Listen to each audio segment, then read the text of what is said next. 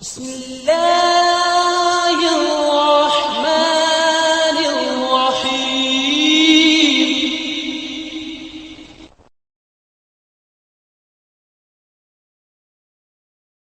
سورہ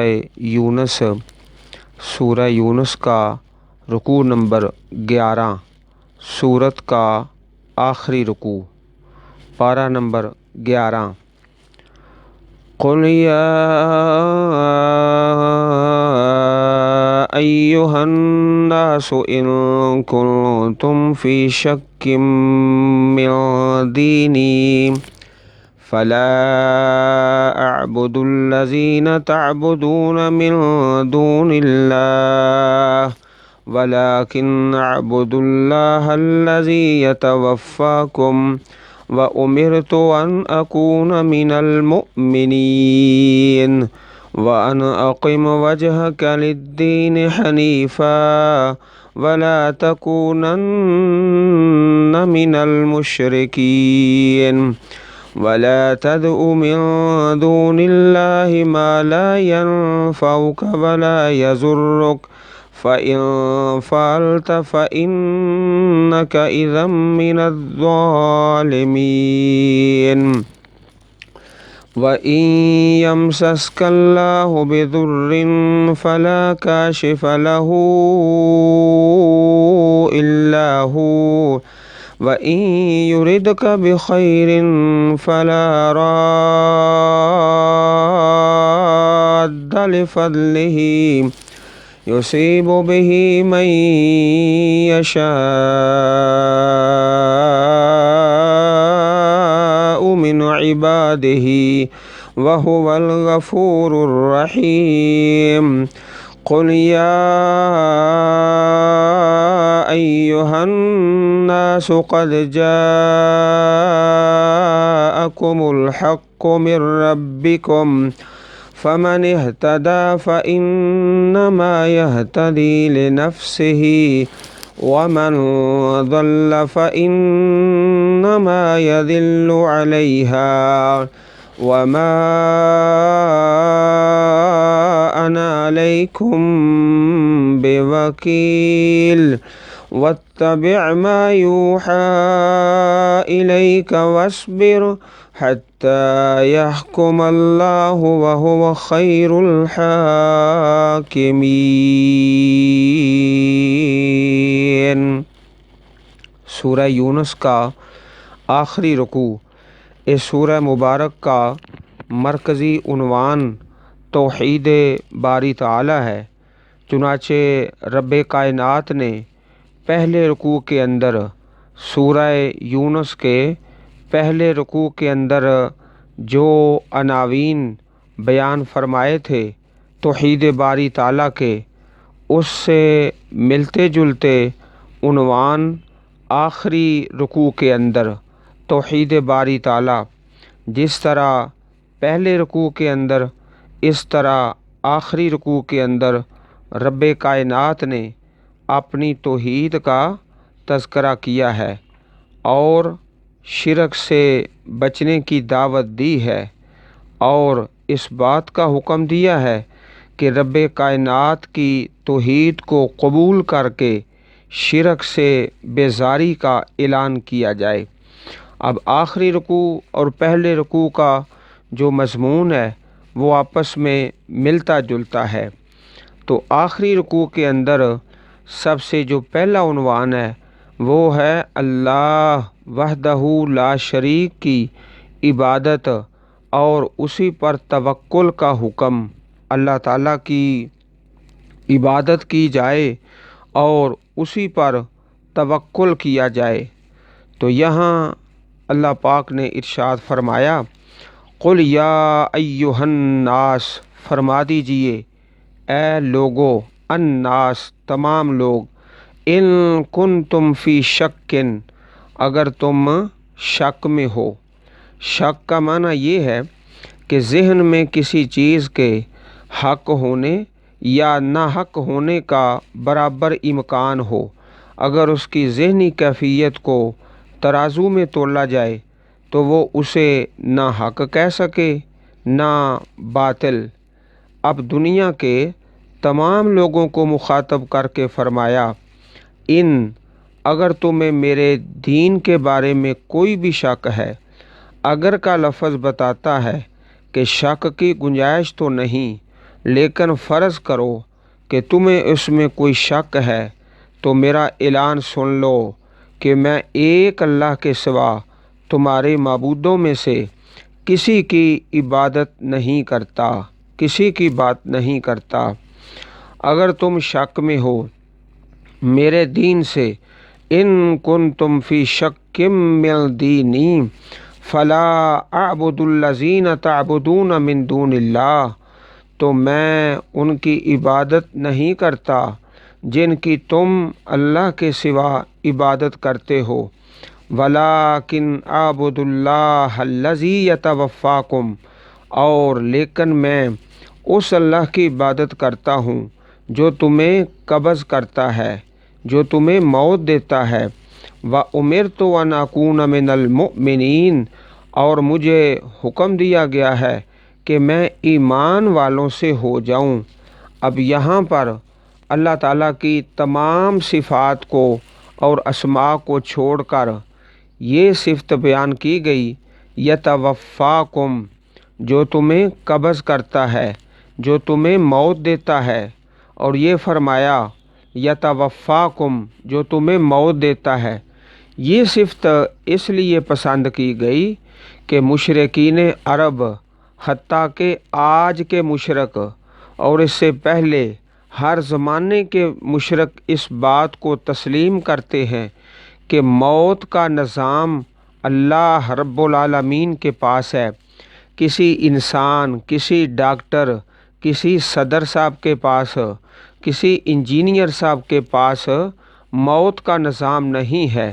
اس بات کو مشرکین بھی تسلیم کرتے ہیں، اس لیے باقی تمام صفات کو چھوڑ کر اس صفت کا تذکرہ کیا گیا، یتوفاکم، جو تمہیں موت دیتا ہے۔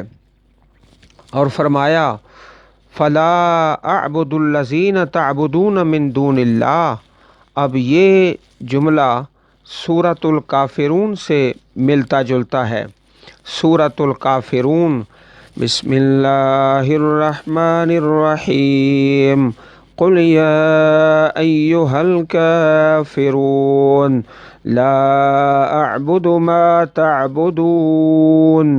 آپ کہہ دیجئے، اے کافرو، لا اعبدو، نہیں میں عبادت کرتا، ما تعبدون، جن بتوں کی تم عبادت کرتے ہو، ولا انتم عابدون ما اعبد، اور نہ تم عبادت کرنے والے ہو اس کی جس کی میں عبادت کرتا ہوں، ولا انا عابد ما عبدتم، اور نہ میں ہی عبادت کرنے والا ہوں جس کی تم عبادت کرتے ہو، ولا انتم عابدون ما اعبد، اور نہ تم ہی عبادت کرنے والے ہو اس کی جس کی میں عبادت کرتا ہوں۔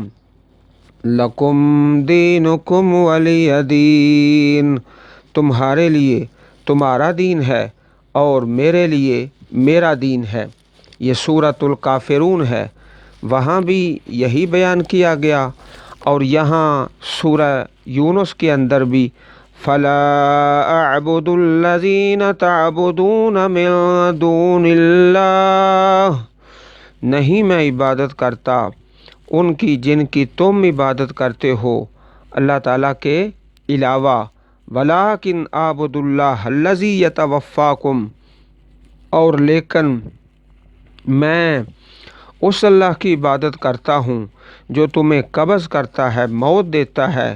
وَأُمِرْتُ أَنْ أَكُونَ مِنَ الْمُؤْمِنِينَ، اور مجھے حکم دیا گیا کہ میں ایمان والوں سے ہو جاؤں۔ اب ایک بات تو یہ ہے کہ اس اللہ کی عبادت کریں جس کے ہاتھ میں موت ہے۔ کوئی اور معبود یہ کام اگر کر سکتا ہے تو اس کو سامنے لاؤ۔ ساتھ ہی اس میں دھمکی بھی ہے کہ اگر تم شرک پر قائم رہے تو اس اللہ کو کیا جواب دو گے جو تمہاری روح قبض کرتا ہے اور ہر حال میں تمہیں اسی کے پاس جانا ہے پھر وہ تم سے نمٹ لے گا، اور مجھے تو یہی حکم ہے کہ میں مومن بن کر رہوں اور اپنی پیشانی اس کے سوا کسی کے سامنے نہ جھکاؤں، لہٰذا میری اور تمہاری راہ ایک دوسرے سے سراسر مختلف ہے اور جدا جدا ہے۔ ساتھ دھمکی بھی ہے کہ اس اللہ کی عبادت کرو موت کے بعد جس کے سامنے تم نے کھڑے ہونا ہے، اور ہر ایک اپنے قول کا اور فعل کا جواب دینا ہے۔ وَأَنْ أَقِمْ وَجْهَكَ لِلدِّينِ حَنِيفًا وَأَنْ أَقِمْ، اور یہ کہ قائم کرو، وجہ کا اپنا چہرہ، للدین حنیفا، دین کی طرف حنیفا یکسو ہو کر، وَلَا تَكُونَنَّ مِنَ الْمُشْرِكِينَ، اور مشرکوں سے ہرگز نہ ہو جاؤ۔ شرک کسی قسم کا نہ کیا جائے، نہ شرک جلی نہ شرک خفی، کسی قسم کا بھی شرک نہ کیا جائے، بلکہ اللہ وحدہ لا شریک اور اس کی توحید کو دل و جان سے قبول کیا جائے، نہ شرک جلی نہ شرک خفی۔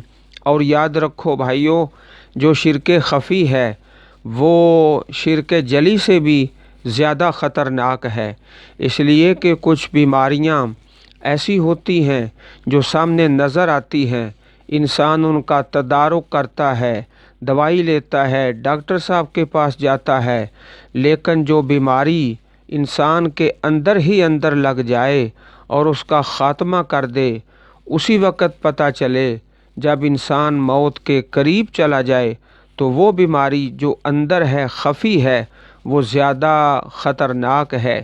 اس لیے جو شرک خفی ہے وہ زیادہ خطرناک ہے۔ وَلَا تَدْعُ مِن دُونِ اللَّهِ مَا لَا يَنفَعُكَ وَلَا يَضُرُّكَ فَإِن فَعَلْتَ فَإِنَّكَ إِذًا مِّنَ الظَّالِمِينَ۔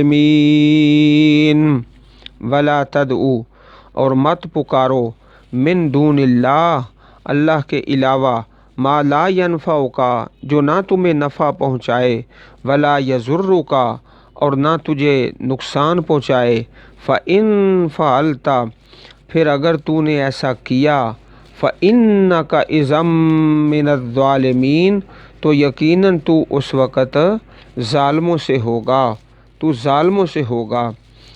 تو یہ اس بات کا اعلان کیا گیا کہ صرف ایک اللہ کی عبادت کریں، اور کسی بھی آسمان میں یا زمین میں زندہ یا مردہ ہستی، جاندار یا بے جان چیز جو بھی ہے اس کی عبادت نہ کی جائے، صرف اور صرف ایک اللہ کی عبادت کی جائے۔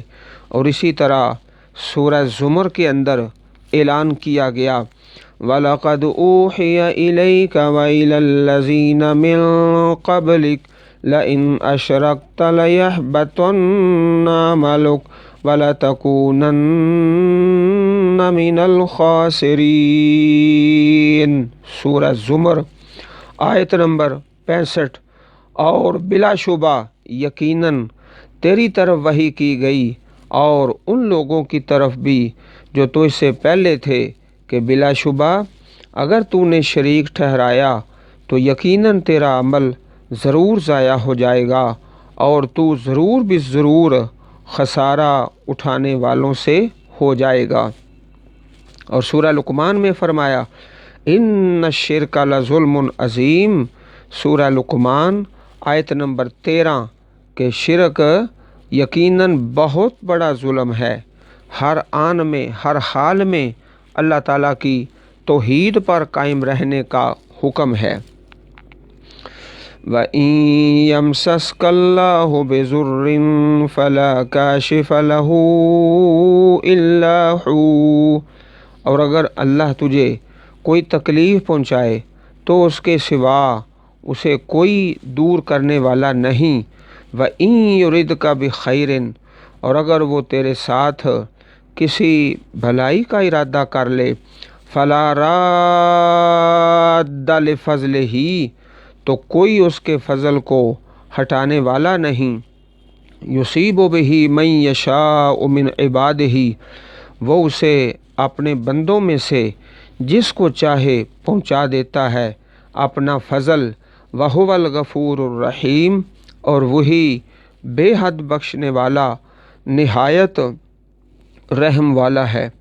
جامع ترین آیت، اہم ترین آیت، اور حدیث پاک میں پیارے رسول علیہ الصلاۃ والسلام کا پیارا فرمان، حضرت عبداللہ ابن عباس رضی اللہ عنہما فرماتے ہیں، میں ایک دن رسول اکرم صلی اللہ علیہ وسلم کے پیچھے سوار تھا۔ آپ نے فرمایا، یا غلامو انی اعلمک کلمات، اے لڑکے میں تمہیں چند باتیں سکھاتا ہوں، احفظ اللہ یحفظک۔ تو آپ نے جناب عبداللہ ابن عباس کو رضی اللہ عنہ 5 باتیں سکھلائیں۔ نمبر 1، احفظ اللہ یحفظک، تو اللہ کا دھیان رکھ، وہ تیرا دھیان رکھے گا۔ نمبر 2، احفظ اللہ تجدہ تجاہک، تو اللہ کا دھیان رکھ تو تو اسے اپنے سامنے پائے گا۔ اذا سألت فاسأل اللہ۔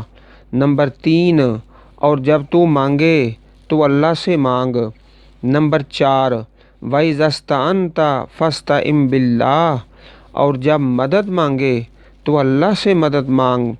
نمبر 5، وَاعْلَمْ أَنَّ الْأُمَّةَ لَوِ اجْتَمَعَتْ عَلَىٰ أَن يَنْفَعُوكَ بِشَيْءٍ لَمْ يَنْفَعُوكَ بِشَيْءٍ إِلَّا بِشَيْءٍ قَدْ كَتَبَهُ اللَّهُ لَكَ، اور یاد رکھو اگر ساری دنیا مل جائے، سب جمع ہو جائیں تجھے کسی چیز کا فائدہ پہنچائیں تو اس چیز کے سوا نہیں پہنچا سکیں گے جو اللہ تعالیٰ نے تیرے لیے لکھ دی ہے، اللہ نے جو تیرے نصیبوں میں لکھی ہے۔ وَإِنِ اجْتَمَعُوا عَلَىٰ أَن يَضُرُّوكَ بِشَيْءٍ، اور اگر وہ سب جمع ہو جائیں کہ تجھے کسی چیز کا نقصان پہنچائیں، لَمْ يَضُرُّوكَ إِلَّا بِشَيْءٍ، نہیں نقصان پہنچائیں گے مگر اس چیز کا قد كتبه اللہ علیک، جو اللہ تعالیٰ نے تم پر لکھ دی ہے۔ رفعت الاقلام، قلم اٹھا لیے گئے، وجفت الصحف، اور صحیفے خشک ہو گئے، صحیفے خشک ہو گئے۔ جامع ترمذی صفۃ القیامہ، حدیث نمبر 2516، 2516۔ 5 باتوں کی نصیحت فرمائی نبی کریم علیہ الصلاۃ والسلام نے حضرت عبداللہ ابن عباس کو۔ نمبر 1، اللہ کا دھیان رکھو، وہ تمہارا دھیان رکھے گا۔ نمبر 2، کہ اللہ تعالیٰ کا دھیان رکھو، جہاں بھی جاؤ گے تم اس کو اپنے سامنے پاؤ گے۔ تو اللہ تعالیٰ کا دھیان رکھنا کیا ہے؟ کہ اس کے حکموں پر عمل کیا جائے، اللہ تعالیٰ کی اطاعت کی جائے، تو وہ ہر حال میں تمہاری مدد کو آئے گا اور نصرت کرے گا۔ اور فرمایا، سوال کرو تو صرف ایک اللہ سے، مدد مانگو تو صرف ایک اللہ سے۔ 5ویں اور آخری بات، کہ ساری دنیا مل جائے کسی کو نقصان نہیں پہنچا سکتی، ساری دنیا مل جائے کسی کو نفع نہیں دے سکتی، نفع نقصان میرے اللہ کے ہاتھ میں ہے۔ اور یہی آیت نمبر 107 کے اندر سورہ یونس میں، وَإِن يَمْسَسْكَ اللَّهُ بِضُرٍّ فَلَا كَاشِفَ لَهُ إِلَّا هُوَ وَإِن يُرِدْكَ بِخَيْرٍ فَلَا رَادَّ لِفَضْلِهِ يُصِيبُ بِهِ مَن يَشَاءُ مِنْ عِبَادِهِ وَهُوَ الْغَفُورُ الرَّحِيمُ۔ اور اگر اللہ تعالیٰ تجھے کوئی تکلیف پہنچائے تو اس کے سوا اسے کوئی دور کرنے والا نہیں، اور اگر وہ تیرے ساتھ کسی بھلائی کا ارادہ کر لے تو کوئی اس کے فضل کو ہٹانے والا نہیں، وہ اسے اپنے بندوں میں سے جس کو چاہے پہنچا دیتا ہے، اور وہی بے حد بخشنے والا نہایت رحم والا ہے۔ نفع نقصان ہر قسم کا اللہ رب العزت کے ہاتھ میں ہے۔ اسی لیے نبی اکرم صلی اللہ علیہ وسلم کی پیاری 2 دعائیں جو احادیث میں مروی ہیں، محبت سے سماعت فرمائیے۔ سیدنا مغیرہ بن شعبہ رضی اللہ عنہ بیان کرتے ہیں کہ رسول اکرم صلی اللہ علیہ وسلم ہر فرض نماز کے بعد یہ کلمات پڑھتے تھے: لا الہ الا اللہ وحدہ لا شریک لہ لہ الملک ولہ الحمد وہو علی کل شیء قدیر، اللہم لا مانع لما اعطیت ولا معطی لما منعت ولا ينفع ذا الجد منک الجد۔ اللہ کے سوا کوئی سچا معبود نہیں، وہ اکیلا ہے، اس کا کوئی شریک نہیں ہے، اسی کے لیے بادشاہت ہے اور اسی کے لیے ساری تعریف ہے، اور وہ ہر چیز پر پوری طرح قادر ہے۔ یا اللہ، تیری عطا کو کوئی روکنے والا نہیں اور تیری روکی ہوئی چیز کوئی عطا کرنے والا نہیں، اور دولت مند کو اس کی دولت تیرے عذاب سے نہیں بچا سکتی۔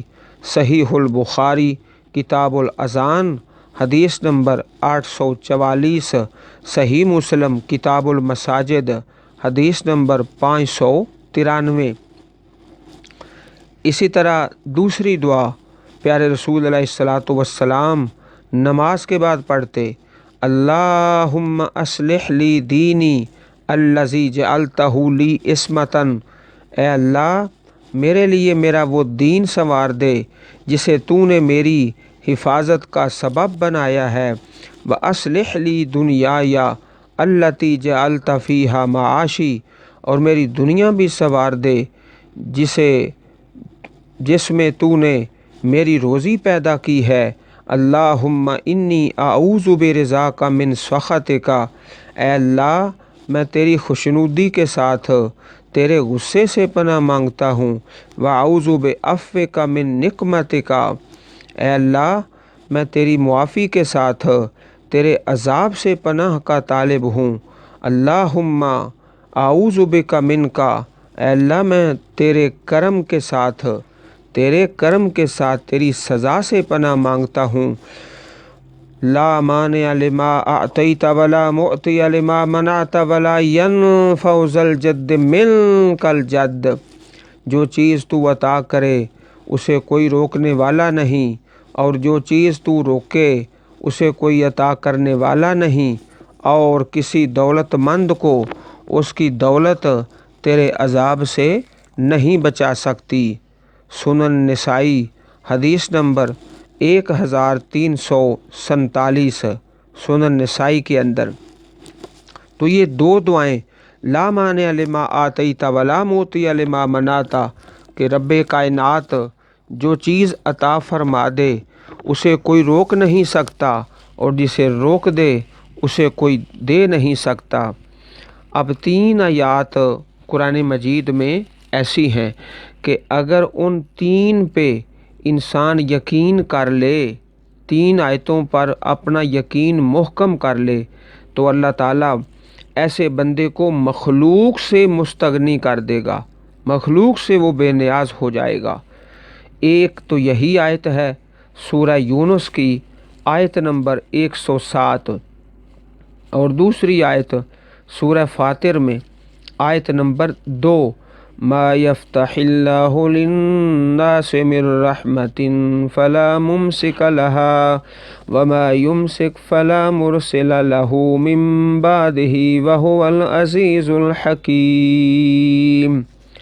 جو کچھ اللہ تعالیٰ لوگوں کے لیے کسی بھی رحمت میں سے کھول دے، ما یفتح اللہ للناس من رحمت، جو اللہ تعالیٰ لوگوں کے لیے رحمت کھول دے، فلا ممسک لہا، تو اس کے بعد کوئی بند کرنے والا نہیں، وما یمسک، اور جو اللہ تعالیٰ بند کر دے، فلا مرسل لہ، تو اسے کوئی کھولنے والا نہیں، من بعد ہی، اس کے بعد، وہو العزیز الحکیم، اور وہی سب پر غالب کمال حکمت والا ہے۔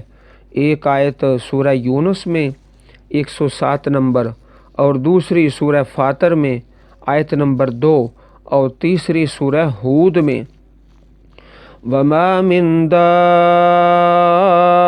دابة في الأرض إلا على الله رزقها ويعلم مستقرها ومستودعها، اور زمین میں کوئی چلنے والا جاندار نہیں مگر اس کا رزق اللہ ہی پر ہے، اور وہی اس کے ٹھہرنے کی جگہ اور اس کے سونپے جانے کی جگہ کو جانتا ہے۔